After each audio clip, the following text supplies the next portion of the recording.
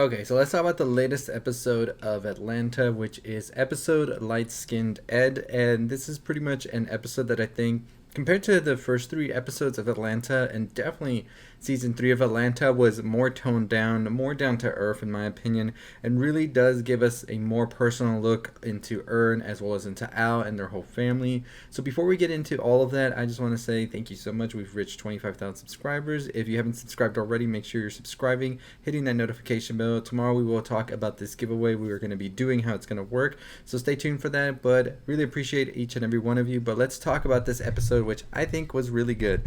So this episode pretty much starts with Ern going with his mother and aunt and his grandfather to church, and while all of this is going on, the mother's talking about how the aunt is sort of keeping the father away from all of the other siblings and just, in her eyes, using him for his pension check, and she doesn't like this. She wants the father to have more time with her as well, and so Ern is just like listening, not really giving much input into all of this. Eventually they do pick up his aunt and his grandfather and they head on to church. When Ern and his aunt get off of the car, however, his mother goes off and takes the grandfather with her in the car, and this causes a big like commotion with the aunt, who feels that Ern is in on all of this and just trying to get the grandfather away from her. Ern decides to leave church early, but the aunt is like, no, you're not going to leave. We're going to check what's going on, and I think you're behind something here. He's like, I'm just going to the studio, and she decides to go to the studio with him. We then see Al, and Gunna shows up here, which I thought was just out of nowhere, but it was good to see Gunna in this episode. And then we see Ern and the aunt show up, and she's pretty much like that, what is going on here, with like, where is the mother and the grandfather? Al sort of blurbs out that he thought that they always knew that the mom was going to take the grandfather, and so this raises the aunt's suspicion more that they know where they are. And so then we have this whole dilemma start where she calls up the other siblings and starts telling them what's going on.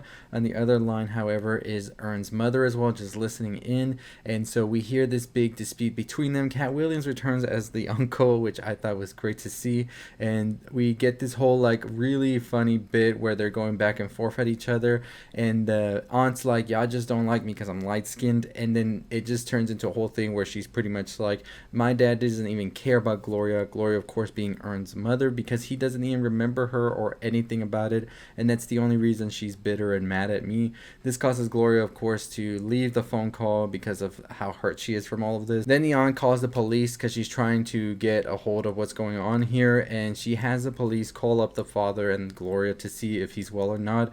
The father seems to know where he is, knows Gloria and all of that, and the police are like, he's okay in our opinion. But then as soon as he says all of this, he says they're in Egypt, and of course this sort of makes things a little bit more complicated because he is suffering through dementia, all of that. So it is kind of like, is he really in good hands with Gloria right now?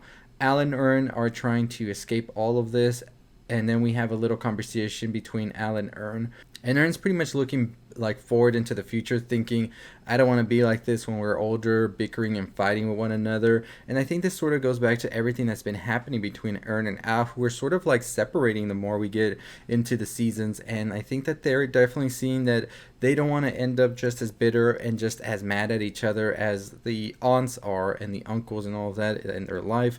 They want it to be different. They want this family dynamic that they have with one another to not be toxic when they're older, just as they see with the other generation. And I think this is definitely one of the main themes around this episode, is sort of how toxicity and family and all of that can happen with one another, and sort of like the other generation trying to do better than the generation currently. And I think this is what Ern and Al are seeing throughout this episode, is they don't want to fall into this pit trap of having this sort of resentment to one another when they're older, and just sort of putting it in each other's faces as they see the aunts and uncles do. So I think that that's an interesting perspective for this episode, that we really see is sort of like Ern and Al looking into the future, looking at what could possibly be, especially that we know they haven't been really much of in a good place, both of them. I mean, we remember in the last season when he was questioning Ern about his masters and all of that as well. So I think that's definitely something we're about to get into in the next coming episodes, as we have 6 episodes before the whole series finale. So it's going to be interesting to see how all of that does get addressed.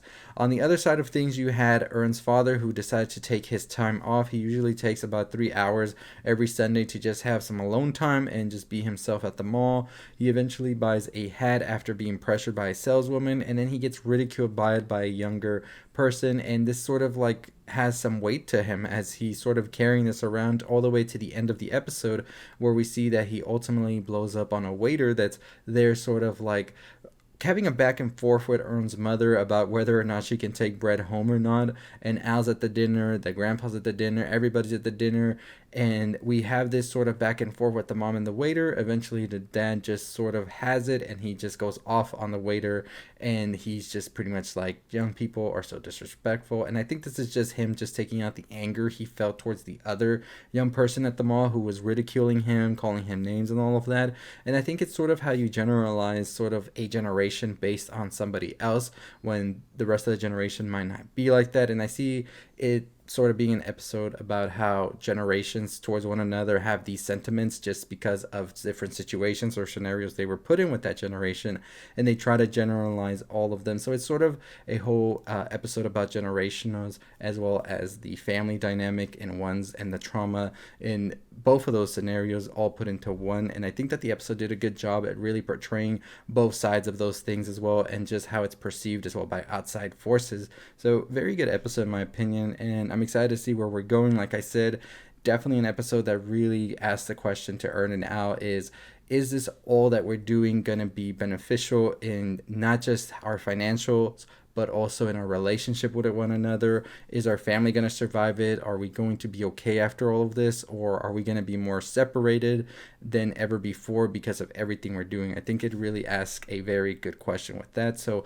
I'm excited to see the next 6 episodes and see what exactly we get. But overall, really good episode. And yeah, let me know your thoughts and opinions down below. If you haven't watched my other breakdowns on the other Atlanta episodes, definitely go check those out already. I did it on the other 3, and we're going to be doing it on a weekly basis. This one came out a little later because I still had to watch a screening of My Best Friend's Exorcism, which we will have a video for.